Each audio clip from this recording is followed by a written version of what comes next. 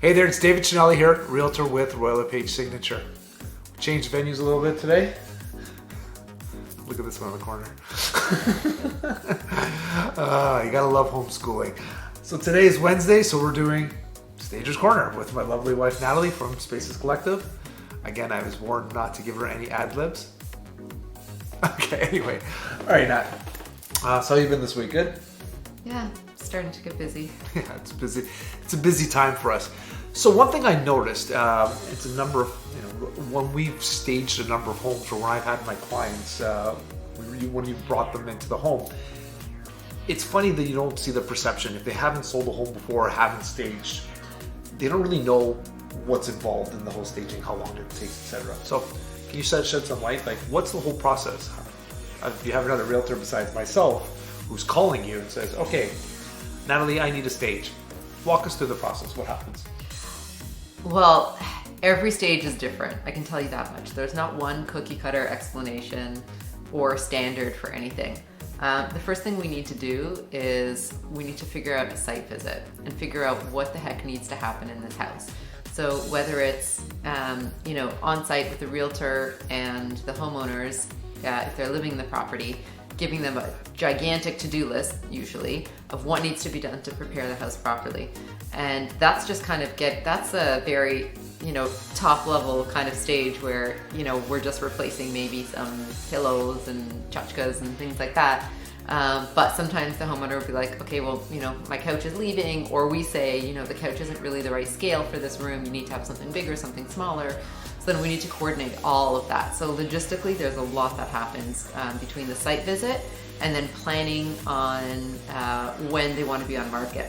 So between the realtor, the stager, and the homeowner, we work backwards. So I want to be on the market by, next Tuesday, for example. Sure.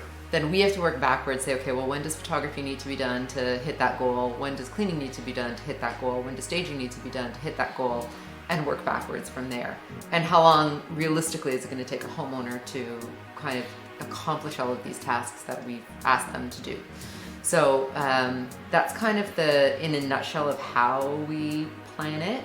I don't know, are there any other things that you wanted to know about it? No, it was funny because it's, sometimes somebody says like, well, when's this going to happen, or when's this going to happen? I leave that up to you. We're like, well, we need to do a site visit first. And they're like, oh, we done? You're just not going to stage. Do you find it a little bit more difficult these days now with COVID for houses that are occupied? I know Gosh, hands down. When people are living in the house 24/7, I mean, our house right now, we just literally cleaned up what you could see here. But you do not want us to turn the camera around. And we've also not been able to have our cleaners in the last couple of weeks either. Yeah, so it's infinitely harder to live in a house while you're getting it ready for staging, live in it during showings. I don't know how people do it, to be honest. Well, I was just saying, that part we've talked about in the past. I'm just wondering in general, what the logistics for, having people clean the house ready to go, to have you in there to fit in timelines. Are you trying to use any virtual options for walkthroughs of houses? Is there any other kinds of things that have changed? So we have done virtual, but here's the thing. When you walk through a house, you really need to be able to see all the corners and see how things lay out when you walk in. It's really difficult to do on virtual. We try to do as much as we can. Obviously, whenever we do go in for site visits in person, we're masked, we're following all the protocols and making sure we're, not infecting anybody in the house. Not that we're sick, but you know what we're saying. I'm not putting anybody in the home at risk, especially because majority of the family is home when we're doing these virtual visits. On-site visits. But yeah, it's the same as these guys are doing. Yeah. And the other thing, I don't know if everybody watched the video I put out this last long weekend. We were basically talking about how it's funny how people don't know what essential services are or what's included. Stagers, photography, anybody who helps support realtors or the real estate industry are considered essential. So you are working these days. So yeah, it's unfortunate. And another thing, a big question that we run across very frequently is, it's like, oh, do I only work with David? Well, funny enough, I probably, in terms of realtors, work with Dave the least. out of anybody in the year. Like, is that right?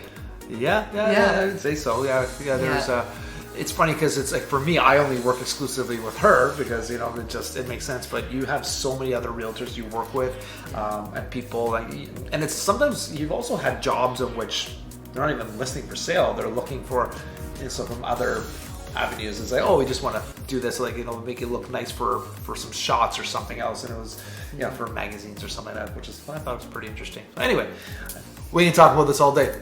Anyway, I just wanted to say, kind of walk through just a little bit of what you kind of do for the site visits, what's included in that, and you did a very good job, I think. Thanks. I think. Okay, guys. Obviously, if you want to get in touch with me, you know how to reach out. You can any of my social media platforms or call or text me. And my number's everywhere. And for Natalie, what's the best way for them to reach you? Instagram, you can send us a DM at spaces.collective. Thanks again, guys.